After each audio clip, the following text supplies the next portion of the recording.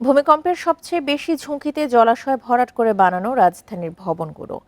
বড় ধরনের ভূমিকম্প হলেই ধসে পড়তে পারে সেসব ভবন, এমন শঙ্কা বিশেষজ্ঞদের।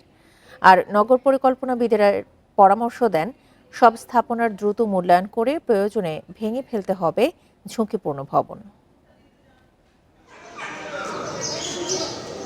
রাজধানী ঢাকায় ৩০ বছর আগেও মোট আয়তনের ২০% ছিল জলাশয়, যা এখন নেমে ৩ ভাগেরও কম। খাল বিল ভরাট করে বানানো এসব বহুতল ভবন কতটা নিরাপদ, এ নিয়ে উদ্বিগ্ন নগরবাসী। স্বাধীনতার পর সবচেয়ে বড় ভূমিকম্প হলো শুক্রবার, যার উৎপত্তিস্থল বাংলাদেশেই।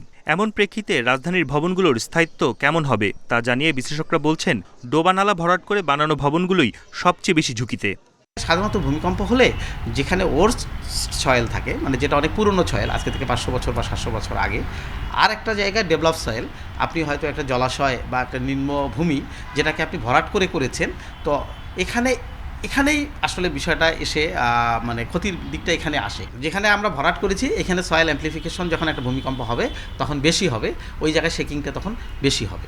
ঢাকার সব অবকাঠামোর মূল্যায়ন এখনই করা জরুরি জানিয়ে নগর পরিকল্পনাবিদরা বলছেন, ঝুঁকিপূর্ণ ভবন ভেঙে নতুন করে বানাতে হবে।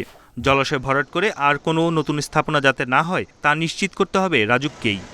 ভূমিকম্প সহনীয় অবস্থা আছে, কোনটা দুর্বল অবস্থা আছে, কোনটা একেবারেই ঝুঁকিপূর্ণ অবস্থা আছে, এরকম 3টা ক্যাটাগরিতে ভাগ করে পরবর্তীতে যেগুলো একেবারে বেশি ঝুঁকিপূর্ণ এবং সেগুলোকে রেট্রোফিট করা যাবে না, সেগুলোকে ভেঙে নতুন ভবন তৈরি করা। ঢাকা শহরের জন্য যদি এরকম ভূমিকম্প হতে থাকে, তখন আপনারা দেখবেন যে ঢাকা শহরে আসলে বসবাসের জন্য একেবারে অনুপযোগী হয়ে যাবে।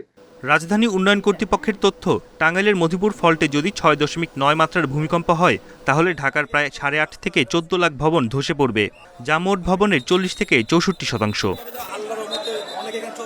বন ইবনে কামাল, ইন্ডিপেন্ডেন্ট নিউজ, ঢাকা।